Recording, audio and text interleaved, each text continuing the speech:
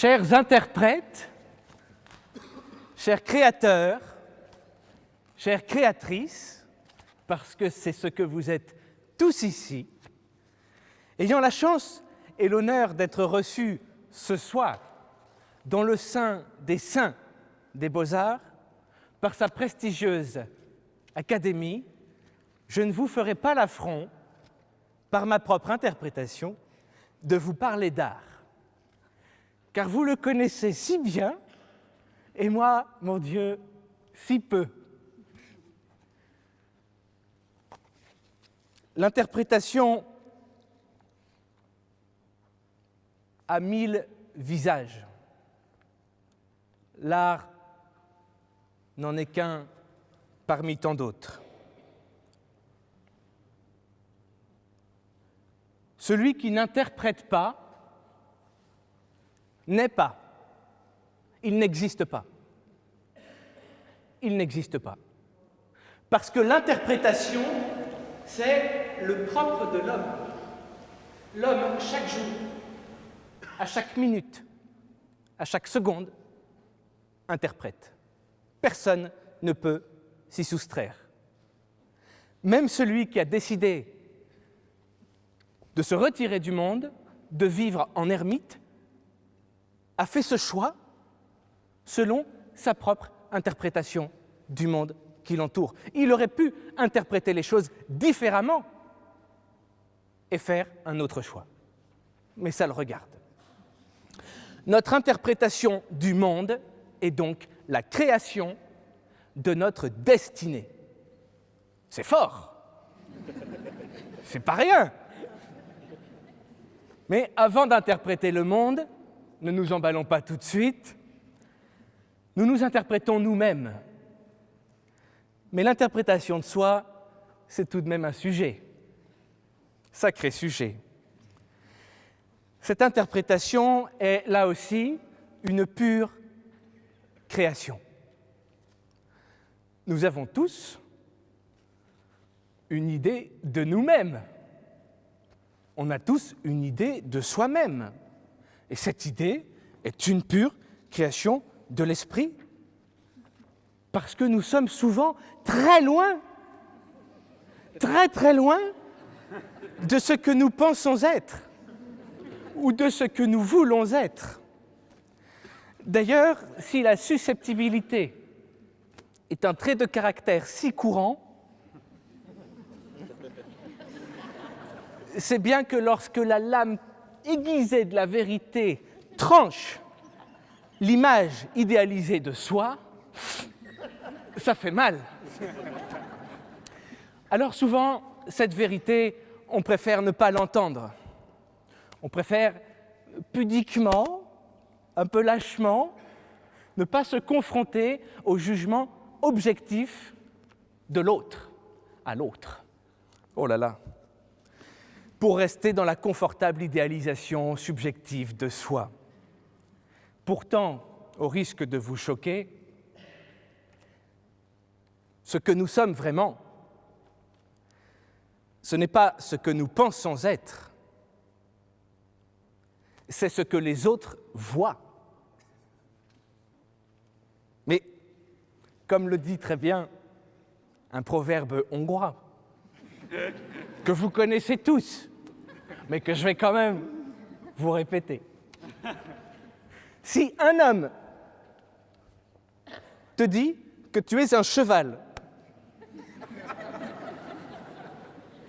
alors moque-toi de lui. C'est un fou. Si deux hommes te disent que tu es un cheval, alors pense-y. Mais si trois hommes te disent que tu es un cheval, alors va t'acheter une selle.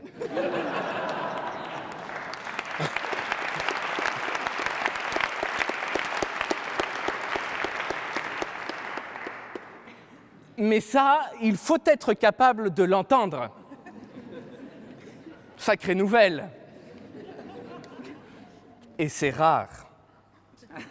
Nous préférons facilement nous accrocher à une fausse vision de nous-mêmes, à un miroir déformé qui nous avantage. Et heureusement, sinon on crève. Sinon on crève. La lucidité de soi peut parfois faire mourir. Notre inconscient nous protège, nous sécurise. Parce que rien n'est pire que la mise en défaut, non pas de nos actions, mais de notre personnalité profonde, intime.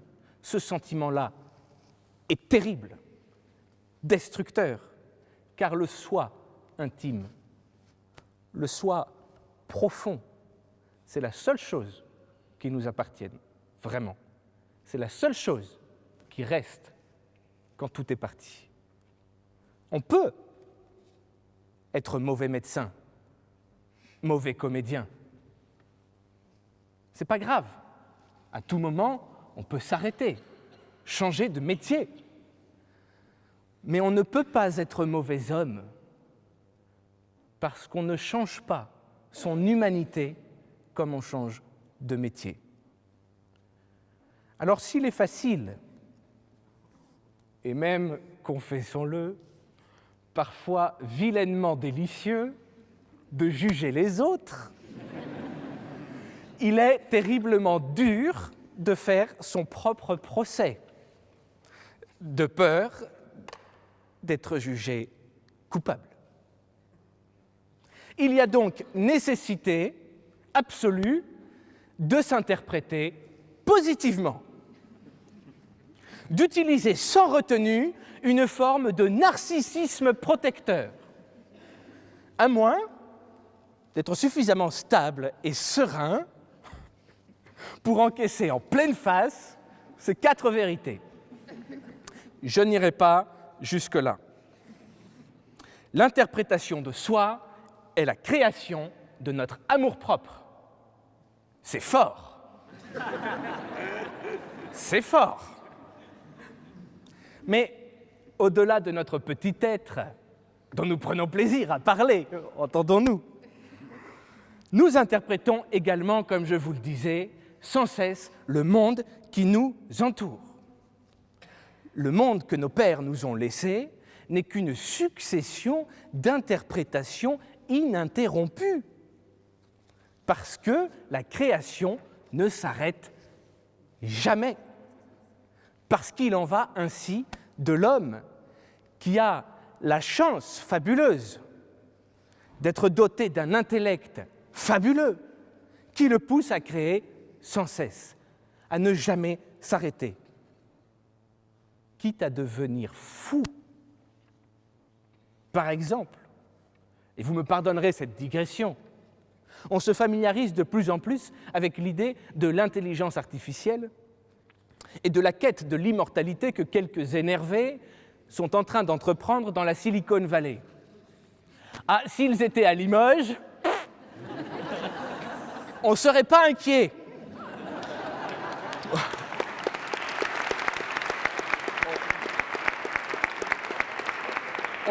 On se dirait bon. Mais la Silicon Valley, tout de suite, c'est moins farfelu. C'est un peu plus crédible.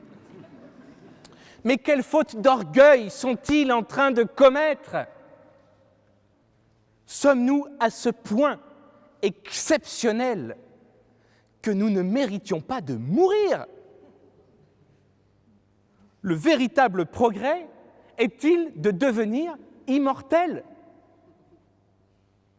Ou bien, et c'est mon interprétation, l'immortalité n'est qu'une idée folle qui n'a aucun intérêt. L'interprétation du monde crée le futur. C'est fort. C'est fort. Et dans cette société de plus en plus connectée aux autres et déconnectée des autres, je fais le pari que demain, et c'est mon interprétation, le progrès technologique aura moins d'essor que le progrès social. Les écrans de télévision ne peuvent pas être plus plats qu'ils sont très plats. Les téléphones ne peuvent pas être plus rapides qu'ils sont très rapides. Le cinéma 3D est un flop monumental. Les hologrammes sont un fantasme qui n'intéresse que les parcs d'attractions et Jean-Luc Mélenchon.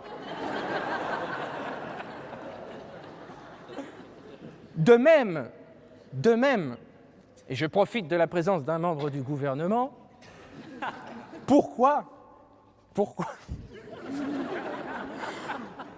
investir des milliards d'euros dans l'Hyperloop, train supersonique à 1000 km/h dans un tube, alors que nous maîtrisons parfaitement une technologie qui permet de relier Paris à Marseille en 3 heures? Faut-il à tout prix aller plus vite, tout le temps? Alors pardonnez-moi de bloquer un peu sur ça, mais faut-il être un conservateur limougeot illuminé pour penser que ce type de progrès-là fait d'énormes dégâts collatéraux? Qu'en mettant Marseille à 1 heure de Paris, vous rayez définitivement Limoges de la carte de France.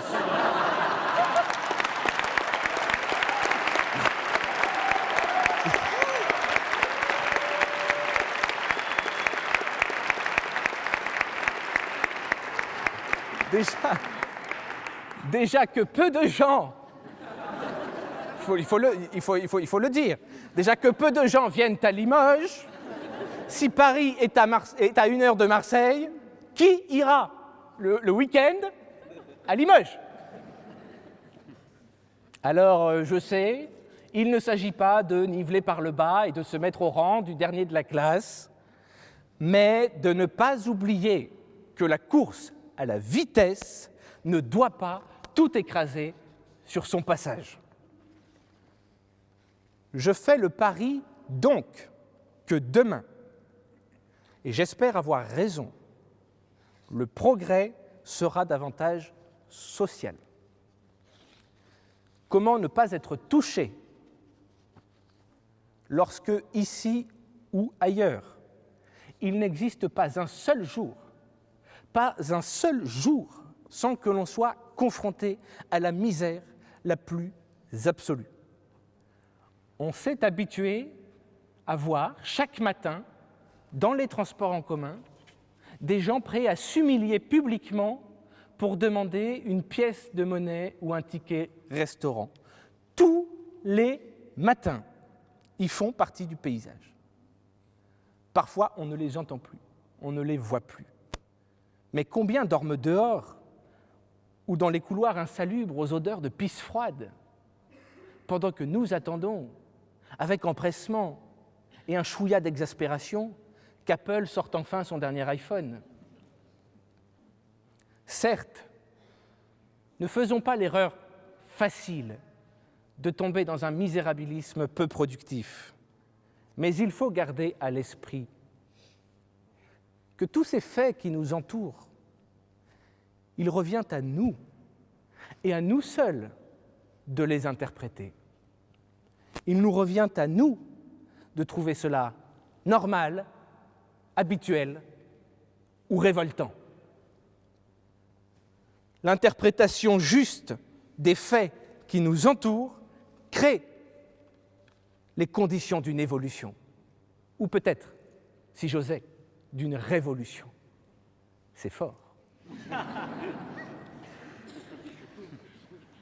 Mais attention, l'impérieuse nécessité d'interpréter nous oblige à la prudence, à la tempérance, parce qu'il nous arrive, mon Dieu, trop souvent, d'interpréter trop vite, trop superficiellement, pour se hâter d'avoir une opinion tranchée, afin de s'indigner avec facilité.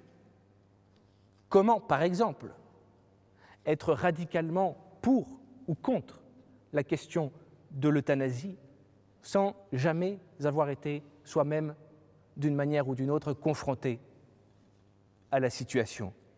Comment interpréter avec justesse et discernement une question si difficile, lorsque tant d'éléments manquent au raisonnement. Car interpréter, c'est également et surtout, peut-être, une manière de décider. C'est en interprétant les faits qui nous entourent que se créent nos opinions. Là encore, l'interprétation est une création. C'est en jugeant,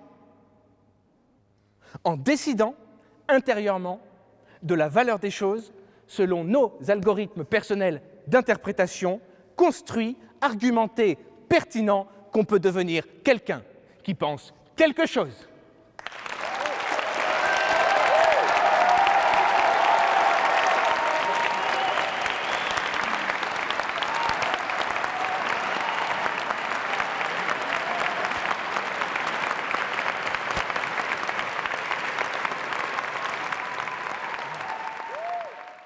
L'interprétation n'est en aucun cas une création. Non, non, non, non, non, et ainsi de suite. Je vais étayer mon propos.